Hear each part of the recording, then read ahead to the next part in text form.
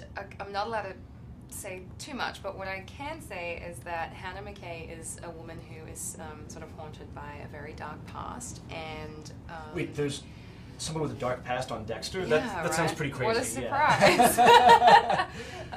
So what's her kind of narrative like over the course of the season? Does she befriend Dexter? Is there some romantic tension there? Can you talk a little bit about that? You know, it could be anything. Uh-huh. It could be all of the above or none of the above. Well, look, let's just say she helps Dexter. I have to choose my words so carefully here. Don't spoil anything. Dexter Dexter himself, speak of the devil. Oh my! Hi. Hello. We have a surprise guest here, Michael C. Hello. Hall, Dexter from Hi, Dexter. Yvonne. Hi. How are you? How are you, sir? Good. Thanks for barging in. Sure.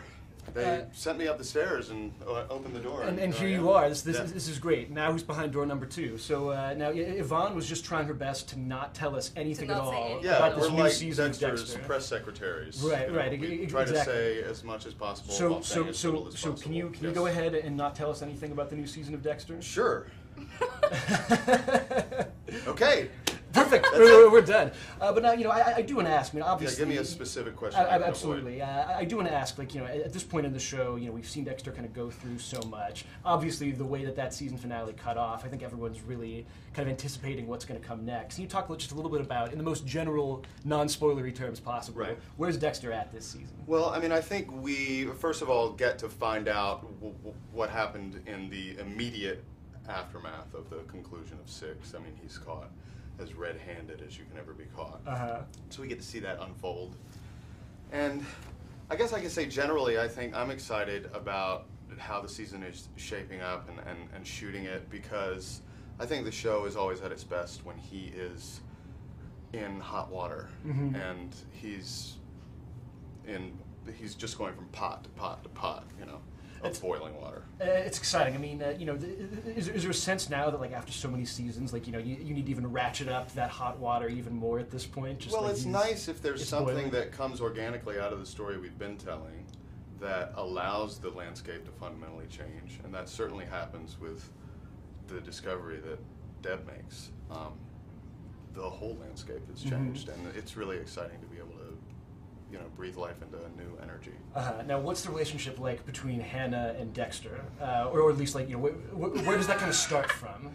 It starts actually Deb, in an attempt to get Dexter to distract him from something. She assigns him to help out on a case that involves getting a DNA sample from Hannah at her. Well, that's more than I said. At her. Okay. We're slowly moving So forward. there's a DNA sample involved. You heard it here. This is exciting, boy. Major plot twist. Breaking Yeah. news. Dexter. Yeah. Jeez. Now, Yvonne, I want to ask you. Obviously, you're jumping into this series after a long time working on a very different kind of show. I mean, like, if nothing else, Chuck was maybe a little bit less bloody, generally speaking, than Dexter. What's the comparison like between the two shows been for you so far? Well, it's interesting because it's so. I feel like I'm part of sort of like an adult cast, as opposed to. Wow. Well, no, on the Chuck set it was always very. Everyone, it was like song and dance, and everyone's really funny and trying to, la la la. It's all like that, and Are things a little bit more serious at the Dexter? It's more serious. It's a little. But it's great. It's not. That's not to say it's not fantastic. I mean, and I'm certainly very excited to be working with such extraordinary actors. I don't think I really have had a chance to tell these guys yet, but I tried to the other day, but then I laughed because I was in a giggle. You watched every episode of this show about as quickly as anybody probably Oh, ever has. did you do a big Dexter binge before you came on the show? I did 1 to 5 in 2 weeks, and then I did the 6th in another week. So 3 weeks. Yeah. That's a lot of intensity coming at you. I all was at like once. dreaming, Dexter. You were in my dreams every night, kind of like stab, all this Right. stuff. Yeah. It was crazy. Michael, did you watch any of Chuck before working with Yvonne? I've seen some of. It's okay, you can say no. Not really. Cruel but, But- fair. But you'll be giving him the Clockwork Orange binge treatment of Chuck. I guess. I don't before know. long. I mean, I guess we are pretty serious at work. I mean, it's ambitious, and I do think that whatever sort of story you're telling kind of informs maybe how you act on set. Well, and the mood on the set. Yeah. I mean, Yeah. it's just it's a more serious show. Yeah. Right. Who's the? It's I know. I'm gonna go home and.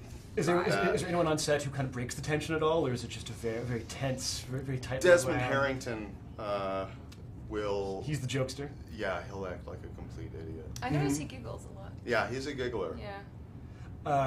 Well, again, without asking too much about this new season, I would just ask both of you, what in general do you think is different now? Even besides the addition of your character, how's Dexter kind of moving forward from here? I'll ask Dexter first.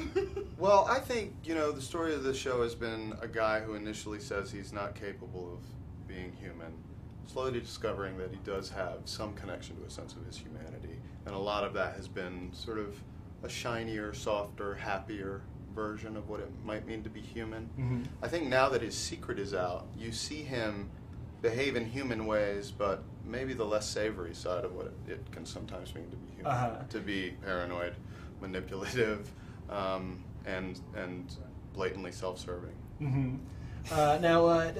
But we still like him. But he's still lovable though. That's really ideally. kind of the important thing. Yeah. So it's funny. I mean, like for you as an actor, having lived with this character for so long now, I mean, like is it fun? Is it fun, or is it really kind of a challenge now to be exploring these new sort of paranoid, more sort of human-like emotions? It's both. It is a challenge, and I'm thankful for that. Mm-hmm. It's not boring. And I'm certainly in a place with the character that I couldn't have even imagined when we were shooting the pilot. It's evolved and changed and taken turns, but somehow, what we do collectively as an ensemble of actors, what our writers do, we're able to sort of keep it alive. And I mean, we've seen so many different kinds of serial killers on the show before. I mean, like again, without I don't know anything about your new character at all, but is there sort of a new big bad in this season, or a series of big bads that Dexter will be sort of? There are dealing with? definitely some formidable characters that he's going to contend with. I like that. That was very carefully chosen words. Yeah, formidable's always a good one when talking about You must have had a lot of practice vague with bad guys. yeah, I've learned that that's a good one. I mean, it sort of phases people. Of course, yeah. Just like try to be as vaguely defined as possible. Formidable. I like that. Ooh. Oh, formidable. You did a little kind of Jedi mind trick for a second there. These are not the droids you're looking for. Well, do you guys have any final thoughts about Dexter, or any final thoughts about Dexter without actually talking about Dexter that we could talk about here? Other than formidable, I don't know. Yeah. I think you hit the nail on the head. Well, if you can't talk that one. if you can't talk about your character's on-screen relationship, what's been like off-screen, and pretend Michael isn't here. What's he really like on set? He's lovely. And now the lovely and talented Anna Paquin has arrived. Now this is great. Oh, I would get in trouble. No, it's been wonderful. I mean, I haven't been working all that much yet. We're only just sort of getting into it. Mm-hmm. So I don't know if I'm allowed to say how many days I've worked, but right. Let's give a rough estimate by powers of 10, or like 1 or 10 or 100. Several. Where are we at right now? I would say I think we're pushing several. Several days. Yeah. That's exciting. Yeah. Well, this has all been very exciting, late-breaking news from the set of the new season Several of days Dexter. completed. But thank you both so much for being here, and I hope you enjoy Comic-Con. And please do stick with Entertainment Weekly. We're bringing you more live coverage from Comic-Con 2012.